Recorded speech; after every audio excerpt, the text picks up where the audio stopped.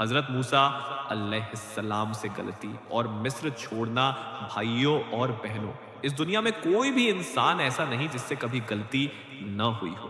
فرق صرف اتنا ہوتا ہے کہ غلطی کے بعد انسان رکتا کہاں ہے۔ حضرت موسیٰ علیہ السلام جب جوان ہوئے ایک دن مصر کی گلیوں میں چل رہے تھے۔ وہاں انہوں نے دیکھا کہ ایک قبطی آدمی ایک بنی اسرائیلی پر ظلم کر رہا ہے۔ ایک طاقتور آدمی کمزور کو مار رہا تھا۔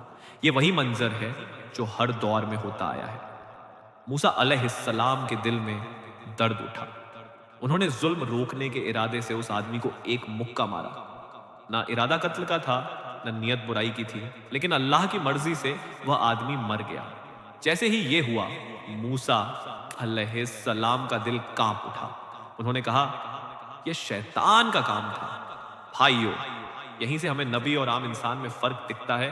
عام انسان غلطی کر کے دلیلیں دیتا ہے، نبی غلطی کر کے سر جھکا دیتا ہے۔ موسیٰ علیہ السلام نے اسی وقت اللہ سے معافی مانگی اور اللہ نے ان کی توبہ قبول کر لی۔ لیکن دنیا کے قانون الگ ہوتے ہیں۔ یہ بات فرعون کے دربار تک پہنچی۔ اب موسیٰ اللہ علیہ وسلم کی جان خطرے میں تھی۔ ایک نیک آدمی دوڑتا ہوا آیا اور بولا، اے موسیٰ، یہاں سے نکل جاؤ، لوگ تمہیں مارنے کی سازش کر رہے ہیں۔ سوچئے، جس شہر میں جنم ہوا، جہاں بچپن گزرا، اسی شہر کو چھوڑنا پڑ رہا ہے۔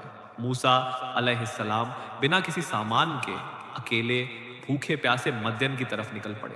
یہ حصہ ہمیں سکھاتا ہے، اللہ کے نبی بھی انسان ہوتے ہیں، لیکن وہ غلطی پر ٹکتے نہیں، وہ توبہ کر کے آگے بڑھتے ہیں۔ بھائیوں اور بہنوں، یہ وہ موڑ ہے جہاں سے اتہاس بدل جاتا ہے۔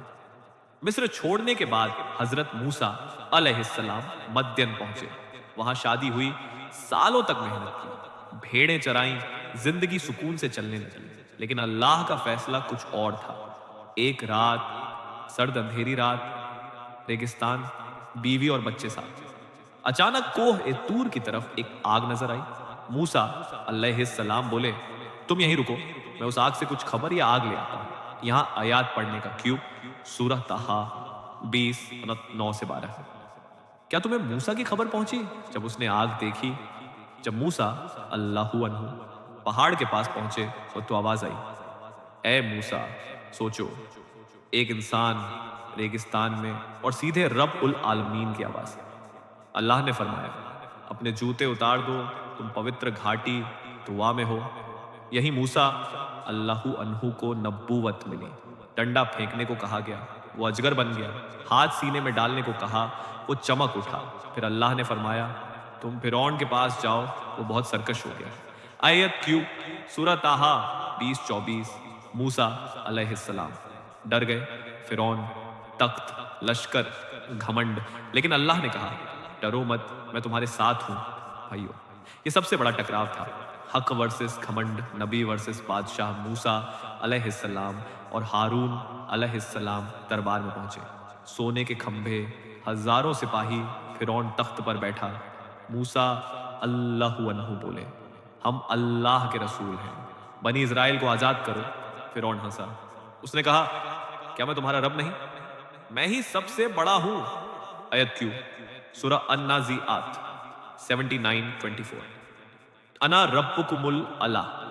موسیٰ اللہ عنہ نے ڈنڈا ڈالا، دربار کانپ گیا۔